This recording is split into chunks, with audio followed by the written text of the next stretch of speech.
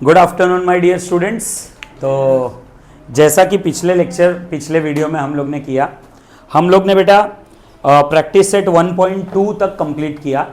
Practice set 1.1 में हम लोग ने देखा सबसे पहला चैप्टर के इंट्रोडक्शन में हम लोग ने किया कि linear equation in two variables होता क्या है।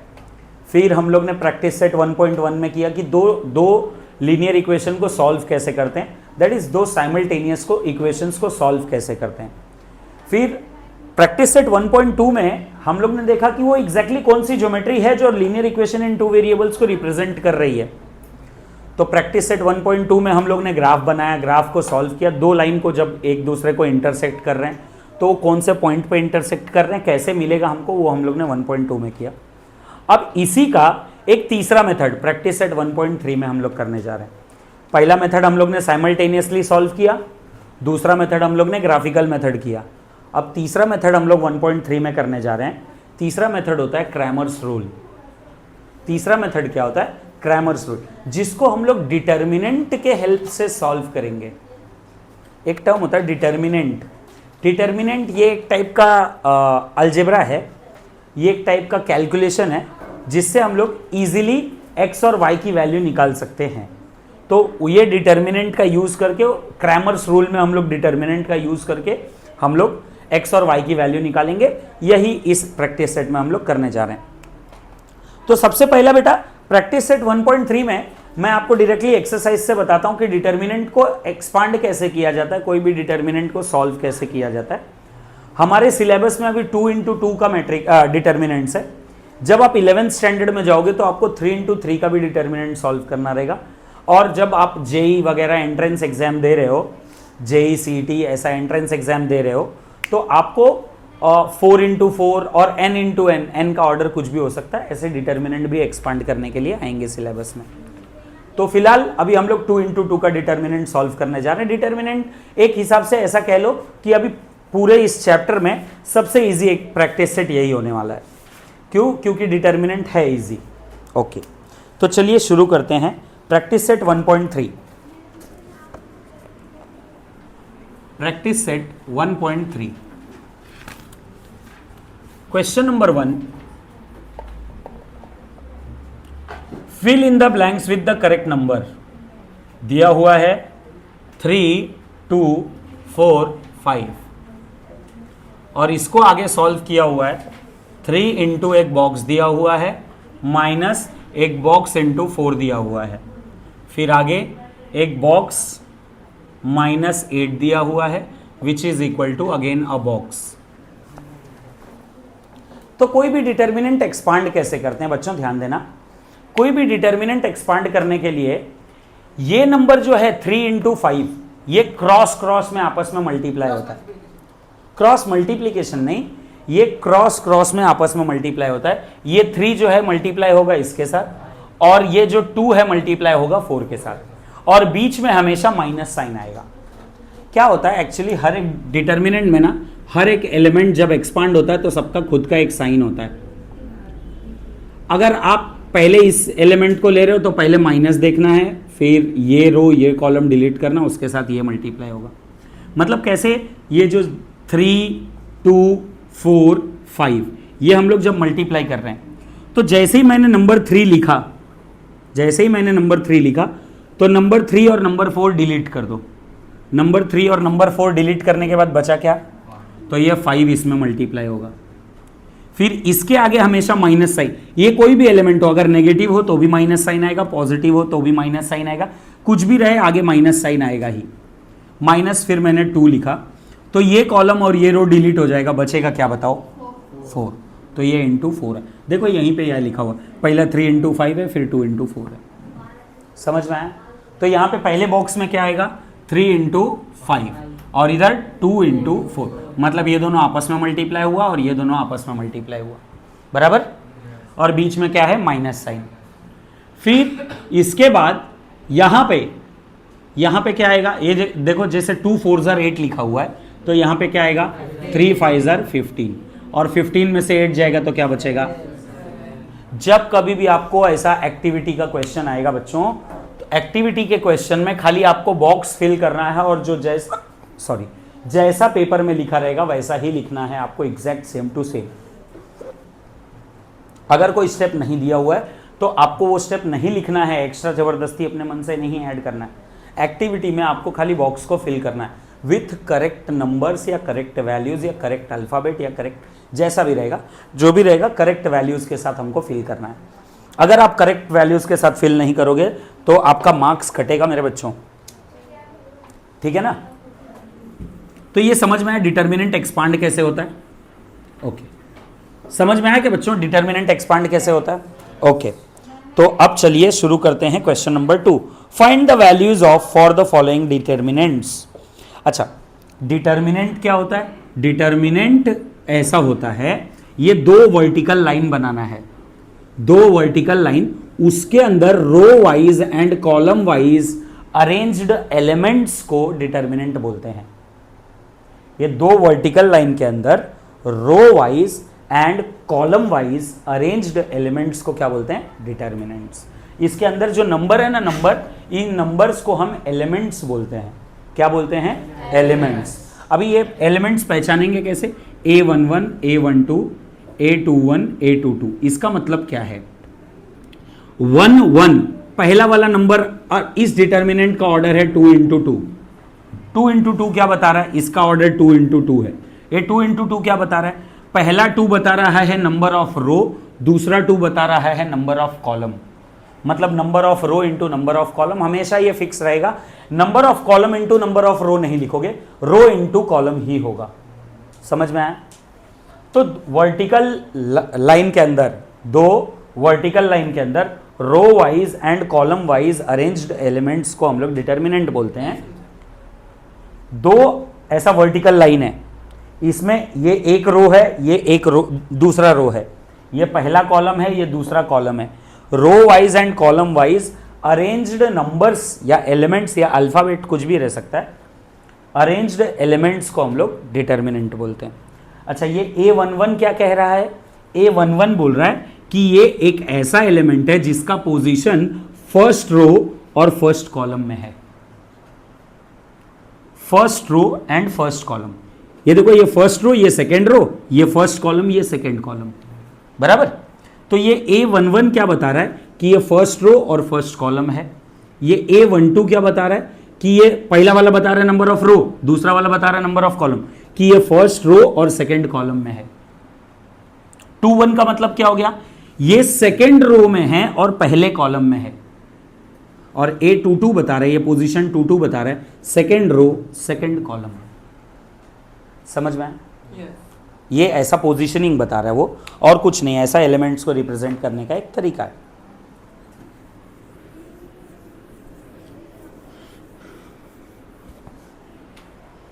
ठीक है, तो अब आगे बढ़ते हैं हम लोग क्वेश्चन नंबर 2 की तरफ। क्वेश्चन नंबर 2 क्या कह रहा है? Find the values of the following determinants. Question number 2 का पहला 1 -1 7 2 4। अब डिटर्मिनेंट एक्सपांड करके बताओ क्या आएगा? सबसे पहले कौन मल्टीप्लाई होगा?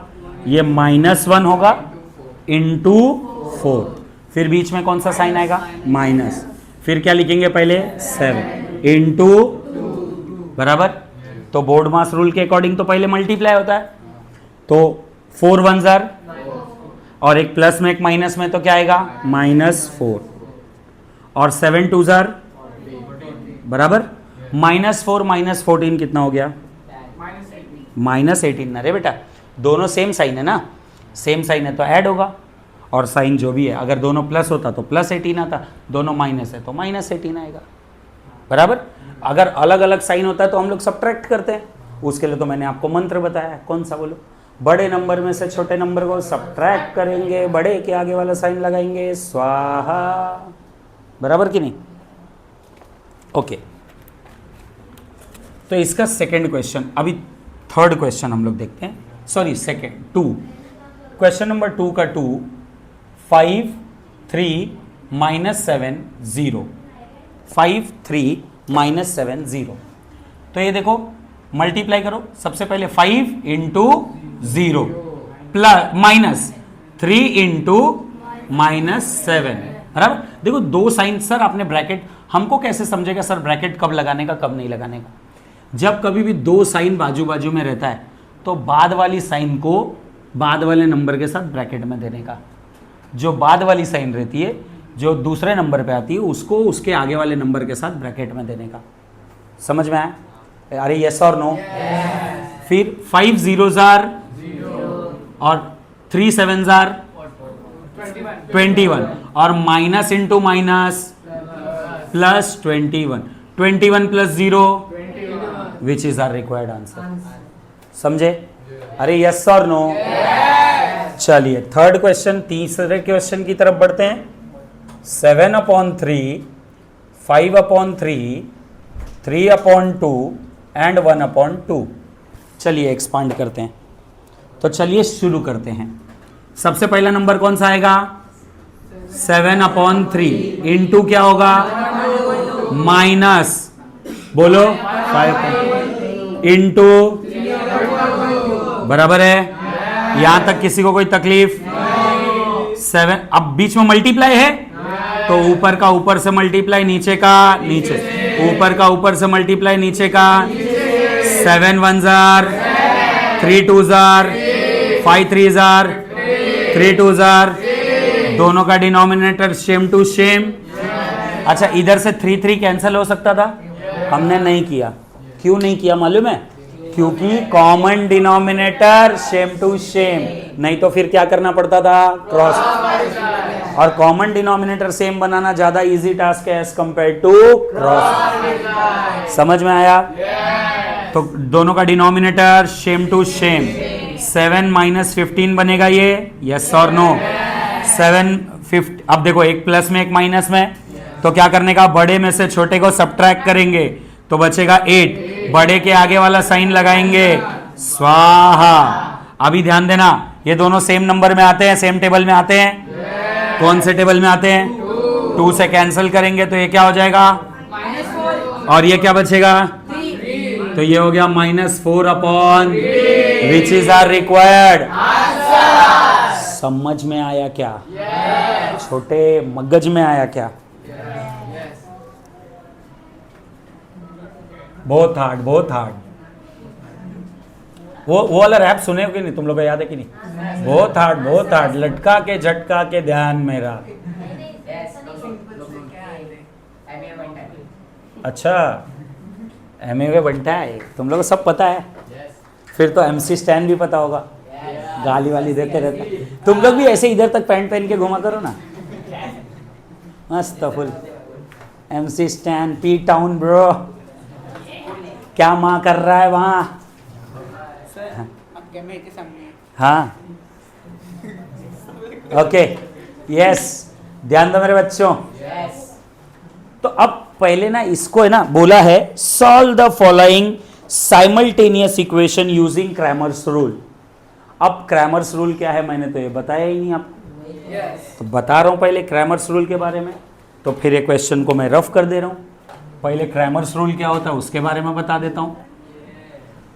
सबसे पहले ध्यान देना मेरे बच्चों, क्रैमर्स रूल।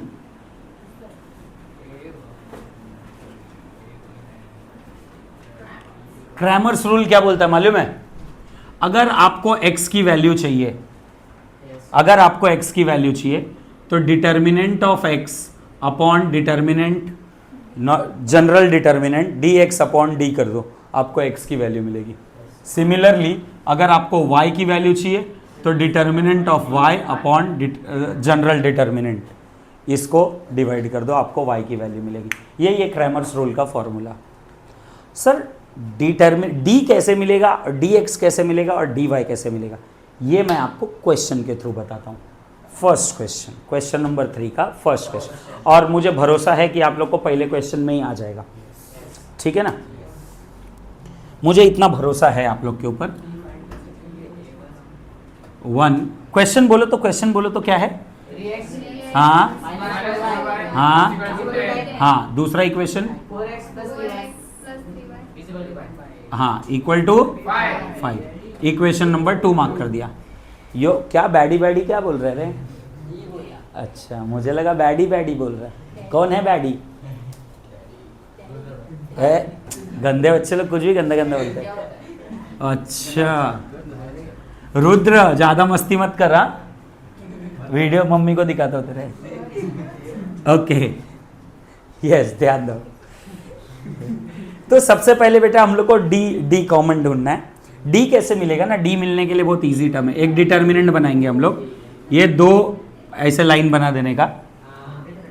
पहले इक्वेशन में ना x और y का कोएफिशिएंट लिखने का, पहले इक्वेशन का इधर 3, इसका y का कोएफिशिएंट क्या है, गलत -4 है। समझ में आया?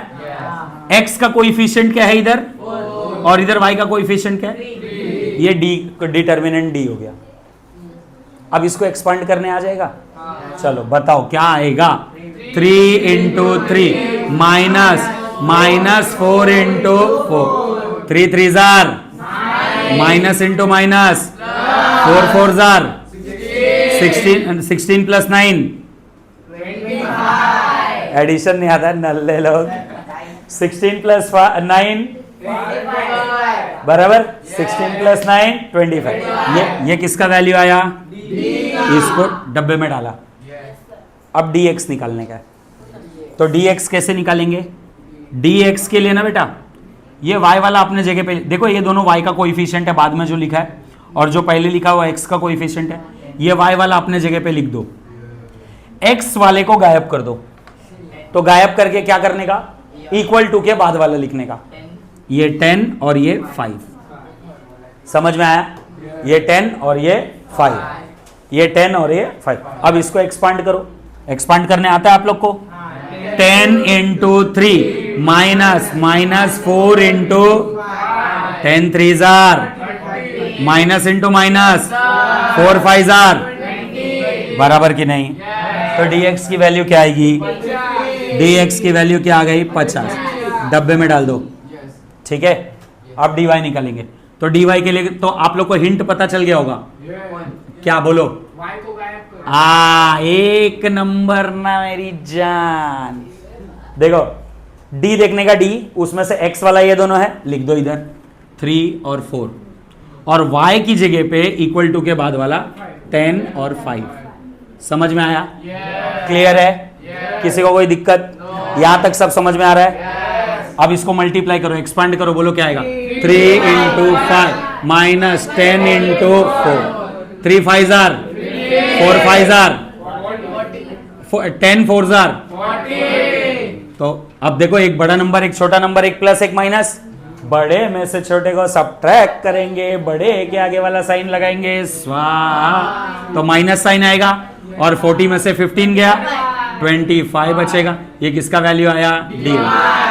लेकिन क्वेश्चन हमको क्या बोल रहा है, हमको तो चाहिए x और y की वैल्यू ना रे, बराबर ना, हमको किसकी वैल्यू चाहिए, x एंड y, बराबर की नहीं।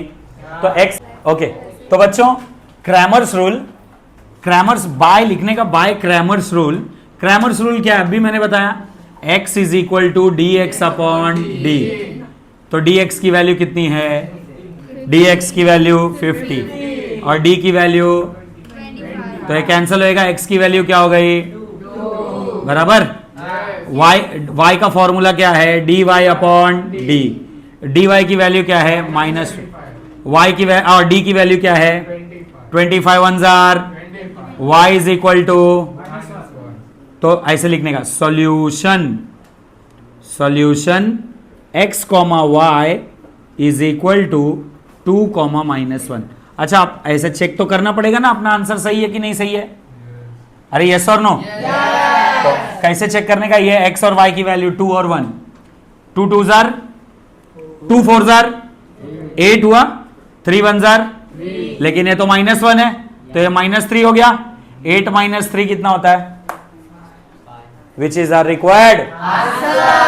समझ में आया क्या, चलो छापो।